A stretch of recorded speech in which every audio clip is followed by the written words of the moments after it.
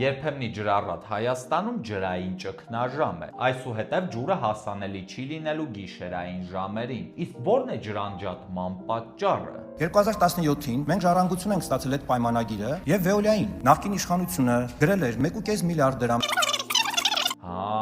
Էլի նախկիններն են մեղավոր։ Բայց 8 տարի ինչով եք զբաղված դուք, պարոնայք։ Միգուցե պետք էր թարմացնել ենթակառուցվածքներն ու վերացնել 70%-ի հասնող ջրային կորուստները։ Իսկ միգուցե պետք է ձեր իսկ խոստացած 17 ջրամբարներից գոնե մեկը կառուցել 8 տարվա ընթացքում։ Բայց մենք վաղուց հասկացել ենք, որ դուք այդքան նանողը չեք, կոմպետենտ չեք, մեծ խոսել ու ֆռացնել լավ գիտեք։ Այնպես որ պետք էր չանել ընդամենը մեկ պարզ բան՝ ամենազատ քառակուսի մետրի վրա բարձրահարկ նորակառույցների թույլտվություն չտալ, ծանրաբեռնել այնպես էլ ծանրաբեռնված ենթակառուցվածքները, պարտավորեցնել կառուցապատողին սեփական ենթակառուցվածքները ստեղծել, հույսը չդնել սովետից մնացած հին ու մաշված ենթակառուցվածքների վրա։ Դե իսկ 70 միլիոն եվրոյի նոր վարկն էլ հերթական անգամ անպատասխանատու մսխելու եք։ Մենք էլ ձեր մսխածն ենք փակվելու